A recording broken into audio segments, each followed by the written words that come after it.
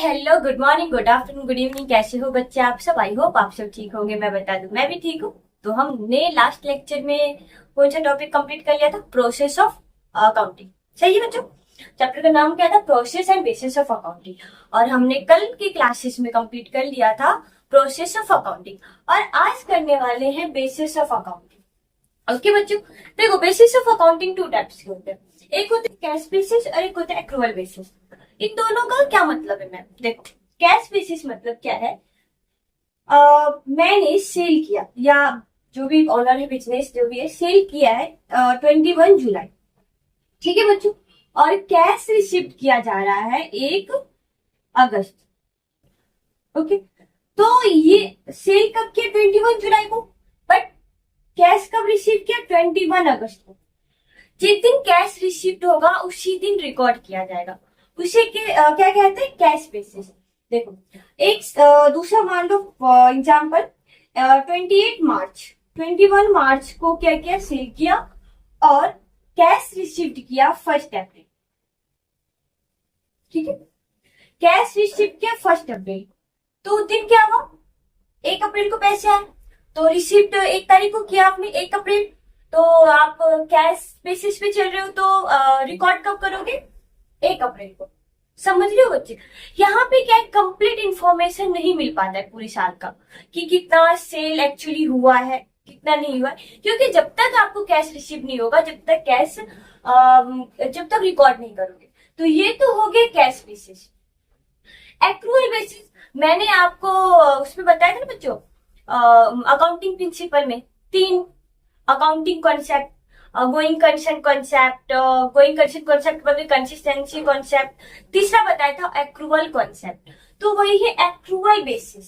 Accrual basis, sorry बच्चों, accrual basis ये क्या है मैम? देखो, सेल किया है कब? 1 जुलाई। ठीक है, ये ट्रांजेक्शन हुआ 1 जुलाई को। ओके, अब ये आपने कैश कभी भी रिसीव किया, 1 अगस्त को ही कैश रिसीव किया। इसको इससे मतलब नहीं है, डजंट मैटर कि कैश कब रिसीव किया। ये एक्रूअल बेसिस बोलता है कि आपने सेल किया जब ट्रांजेक्शन हुआ 21 जुलाई को, जब ट्रांजेक्शन हुआ, चाहे आपने कैश किया, कैश सेल किया, या क्रेडिट सेल किया, चाहे कैश सेल किया आपने या फिर क्रेडिट सेल किया, आप उसी दिन रिकॉर्ड करो। जिस दिन ट्रांजेक्शन होता है उसी दिन रिकॉर्ड करो। ये कौन सा बेसिस बोलता है? ये एक्रूअल बेसिस बोलता है। समझ रहे हो? इससे क्या हो जाएगा बच्चे? कंप्लीट इंफॉर्मेशन आ जाएगा, क्योंकि जिस दिन ट्रांजेक्शन हुआ उसी दिन आप रिकॉर्ड करोगे, चाहे कैश ट्रांजेक्शन किया चाहे क्रेडिट ट्रांजेक्शन किया। समझ रहे हो? इससे क्या है, पूरे साल का इंफॉर्मेशन अच्छे से रिकॉर्ड हो जाता है। और यहाँ पे इतने अच्छे से इंफॉर्मेशन नहीं होता। ट्रांजेक्शन कब होता है, कैश कब रिसीव कर रहे हो, जब कैश रिसीव होगा तभी इसको रिकॉर्ड किया जाता है। बट एक्रूअल बेसिस ऐसा नहीं बोलता है। बोलते हैं जिस दिन बिजनेस में ट्रांजेक्शन हुआ उसी दिन रिकॉर्ड करो। डजेंट मैटर कि ये कैश रिसीव्ड आपने चाहे कैश में सेल किया है या क्रेडिट में सेल किया। अगर परचेज भी कर लिया, फॉर एग्जाम्पल परचेज भी मैंने क्या किया 25 मार्च को किया, तो 25 मार्च को परचेज किया है ना, 25 मार्च को ट्रांजेक्शन हुआ है ना, उसी दिन रिकॉर्ड करो ना। चाहे आपने कैश में परचेज किया है या क्रेडिट परचेज किया है। ये एक्रूअल बेसिस बोलता है। ये कंप्लीट इंफॉर्मेशन देता है accrual basis, but cash basis पूरा कंप्लीट इंफॉर्मेशन नहीं देता है। 25 मार्च को मैंने क्या किया? परचेज किया क्रेडिट पे। अब मैं पे कर रही हूँ 2 अप्रैल को, 2 अप्रैल को कर रही हूँ, तो 2 अप्रैल को जिस दिन कैश में पे कर रही हूँ उस दिन रिकॉर्ड करूंगी कैश बेसिस में। बट यहाँ पे नहीं बोलता है, बोलता है जिस दिन ट्रांजेक्शन हुआ ना उसी दिन आप रिकॉर्ड करो, चाहे कैश में किया है चाहे क्रेडिट में किया है। समझ रहे हो? तो दोनों में क्या है बच्चों? दोनों में डिफरेंस समझ रहे हो? ये कंप्लीट इन्फॉर्मेशन नहीं दे पाता है, बट ये कंप्लीट इन्फॉर्मेशन देता है एक्रूअल बेसिस। अब इसको अच्छे से डिटेल में समझते हैं बच्चों डिटेल में। Cash basis, under this basis income are not recorded unless they are receive. क्या बोल रहे हैं यहाँ पे? जब तक कि इनकम कैश में नहीं रिसीव्ड हो जाता, जब तक रिकॉर्ड नहीं करेंगे। Similarly expenses are recorded only when they are paid in cash।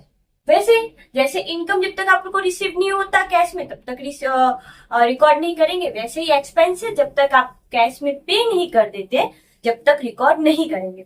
Okay बच्चों, in other word credit transaction are not recorded at all and they are ignored till cash is actually received or paid for that. यहाँ पे credit transaction को ignore किया जाता है, जैसे कि वो तुमको इग्नोर करती है वैसे ही इग्नोर किया जाता है यहाँ पे। ओके, जब तक कि कैश रिसीव ना हो जाए। समझ गए? आगे फिर मैम ये कैश बेसिस कौन फॉलो करता है, आप तो ये बताओ ना, फॉलो कौन करता है? तो बच्चे कैश बेसिस फॉलो करने वाले ना ये डॉक्टर, लॉयर्स, ये सारे जो भी प्रोफेशनल लेवल पे होते हैं ना वो सारे कैश बेसिस ही फॉलो करते हैं। जैसे कि देख लो, मैंने एग्जांपल लिखवा दिया, lawyer, doctor etcetera. Chartered accountants भी जिनका प्रैक्टिस खुद का होता है ना वो भी कैश में ही रिकॉर्ड करते हैं। समझ गए बच्चों? तो next accrual basis of accounting. अब इसको समझते हैं बच्चों। Under this basis income are received when they are earn or accrue irrespective of the fact whether cash is received or not। मैंने आपको बताया था बच्चे, एक्रूअल बेसिस का मतलब क्या है कि इनकम सेल किया क्रेडिट पे या कैश पे, चाहे आपने क्रेडिट में किया है या सेल में किया है, अमाउंट रिसीव्ड हुआ या नहीं हुआ इससे मैटर नहीं करता है। समझ गए? जिस दिन ट्रांजेक्शन हुआ उसी दिन रिकॉर्ड कर, वही तो है बच्चों। Under this basis income are received when they are earned or accrued irrespective of the fact whether cash is received or not। समझ गए? चाहे इनकम रिसीव्ड हुआ है या नहीं हुआ है, बट जैसे ही वो अर्न किया आपने या एक्योर का मतलब अर्न हो गया, मतलब कैश में रिसीव्ड हो गया, या अभी तक क्रेडिट पे किया रिसीव्ड नहीं हुआ, उसे क्या कहते हैं? Accrue. Irrespective of the fact whether cash is received or not, फिर भी रिकॉर्ड करना है। समझ रहे हो? आगे एग्जाम्पल के लिए बताती हूँ, पर एक एग्जाम्पल बताती हूँ बच्चों। मैंने आपको बताया था कि कैश बेसिस कौन फॉलो करता है, वो फॉलो करता है लॉयर हो गया, डॉक्टर हो गए, चार्टर्ड अकाउंटेंट जिनका प्रैक्टिस है, जो प्रोफेशनल लेवल पे होते हैं वो कैश बेसिस पे अपना अकाउंट मेंटेन करते हैं। समझ गए? ये जो एक्रूअल बेसिस ऑफ अकाउंटिंग है ना बच्चों, ये बिजनेसमैन को फॉलो करना पड़ता है, मस्ट है, जरूरी है वो चीज फॉलो करना। समझ रहे हो? तो ये समझ गया। एग्जाम्पल के साथ समझाती हूँ मैं आपको बच्चों। Sale made on credit will be included in the total sale of the period। जो सेल किया है क्रेडिट पे, कैश में तो रिकॉर्ड कर लिया जो कर रहे हो, क्रेडिट पे जो सेल किया है वो भी रिकॉर्ड करना है, टोटल सेल पूरा दिखाना है कि कितना सेल हुआ है। Second expenses are recorded when they are incurred, जब एक्सपेंसेस इनकर्ड हो गया और बिकम ड्यू, या फिर देना है, मतलब इनकर मतलब एक्सपेंसेस इनकर्ड हो गया या ड्यू जिसे देना है। समझ रहे हो? And not when cash is paid for them, अभी तक कैश पे नहीं किया है फिर भी उसे रिकॉर्ड करो। Second example, rent due to the landlord but not paid will be treated as expenses for the period when it is due and not in the period when it is paid. Rent देना है, landlord जो है उनको rent देना है, पर इस साल क्या क्या पे नहीं किया, बट एक्सपेंसेस तो है वो बिजनेस के लिए। सही है बच्चों? उससे बोल रहा है रिकॉर्ड करो, आपने चाहे पे किया या नहीं किया फिर भी रिकॉर्ड करना है। तो समझ गए आप बच्चों कैश बेसिस वाले, cash basis of accounting and second है एक्रूअल बेसिस ऑफ अकाउंटिंग।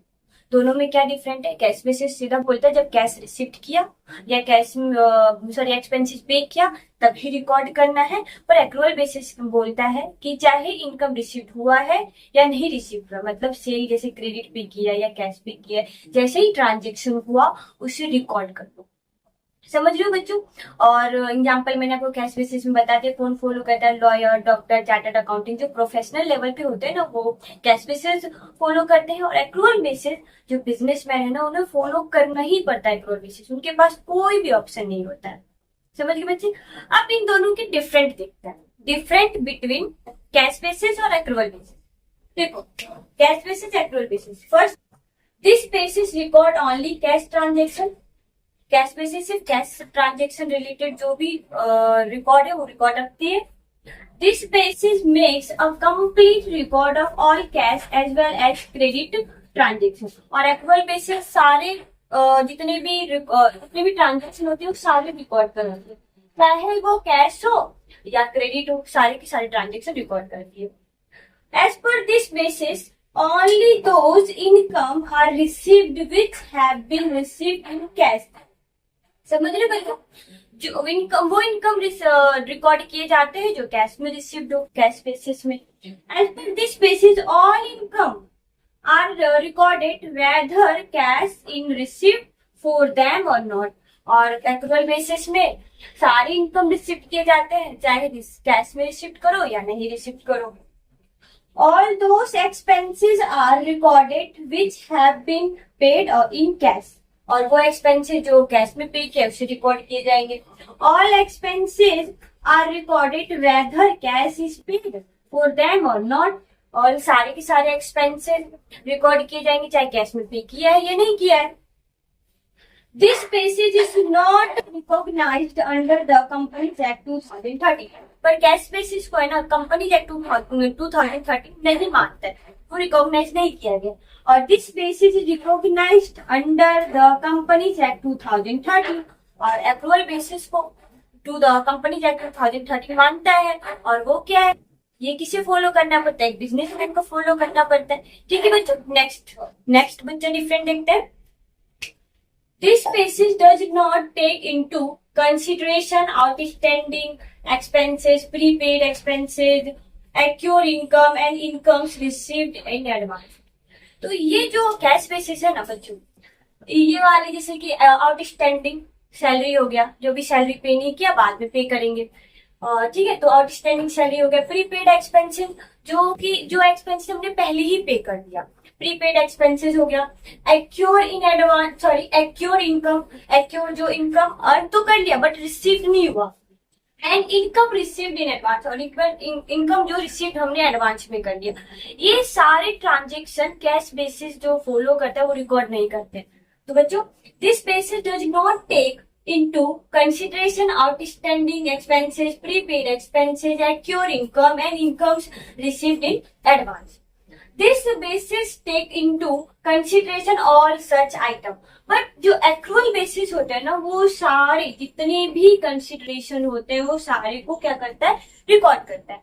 आगे, it does not certain correct profit or loss because it does not make a complete record of all cash and credit sales. जो cash basis follow करते हैं ना बच्चे, या जो cash basis है वो सही तरीके का सर्टेन प्रॉफिट या लॉस नहीं बताता है, क्योंकि वो पूरे जितने भी लॉसेस है, एक्सपेंसेस है, वो रिकॉर्ड नहीं कर पाता है। कितना इनकम रिसीव्ड हुआ, जो कैश में रिसीव्ड हुआ वो तो बता देता है, कैश में जो पे किया वो बता देगा, पर जो क्रेडिट पे किया है, क्रेडिट पे सेल किया है, क्रेडिट पे परचेज किया है, वो सब के बारे में नहीं बताता है, तो कंप्लीट इन्फॉर्मेशन नहीं दे पाता है। इसी की वजह से ये सर्टेन प्रॉफिट और लॉस नहीं बता पाता, समझे बच्चों? तो it does not certain correct profit or loss because it does not make a complete record of all cash and credit transaction. It certain correct, ये correct profit बताता है, correct profit or loss because it makes a complete record of all cash and credit transaction. और accrual basis क्या है, सारे record रखता है, complete record रखता है। इसके वजह से क्या है, सर्टेन प्रॉफिट और लॉस भी पता कर सकते हैं बिजनेस का। This basis is suitable for professional. मैंने बताया था कैश बेसिस जो होता है ना, प्रोफेशनल जो लोग होते हैं, जो प्रोफेशनल पीपल होते हैं, उनके लिए ये सही है। तो this basis is suitable for professional people like doctor, lawyers, etc. This basis is adopted by business enterprises. जो बिजनेसमैन होते हैं उनको ये अडॉप्ट करना पड़ता है accrual basis with the profit motive, क्योंकि उनका मोटिव क्या होता है, प्रॉफिट मोटिव होता है। और उनको क्या होता है, देखना पड़ता है कि पर ईयर उनका प्रॉफिट कितना हुआ है, प्रॉफिट हुआ है या लॉस हुआ है, क्या हमारे जो हमारे प्रॉफिट एंड लॉस अकाउंट पे ये पता करता है कि प्रोफिटेबिलिटी में है कि नहीं है हमारे बिजनेस, परफॉर्मेंस कैसा है बिजनेस का, फाइनेंशियल पोजीशन कैसा है, ये सब पता करना होता है। इसीलिए उनको एक्रुअल बेसिस फॉलो करने के लिए बोला गया। और कंपनीज एक्ट यही मानता है, आपने देखा बच्चों।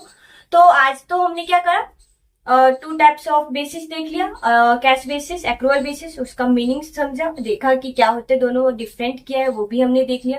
कल हम इसके एडवांटेज एंड डिसएडवांटेज और हाइब्रिड कॉन्सेप्ट, हाइब्रिड या मिक्स कह दे कि हो सकता है ना कि कैश बेसिस एक्रूअल बेसिस दोनों फॉलो करे, उस केस में देखेंगे। तो बच्चों आज के लिए इतना ही, bye bye, thank you and take care.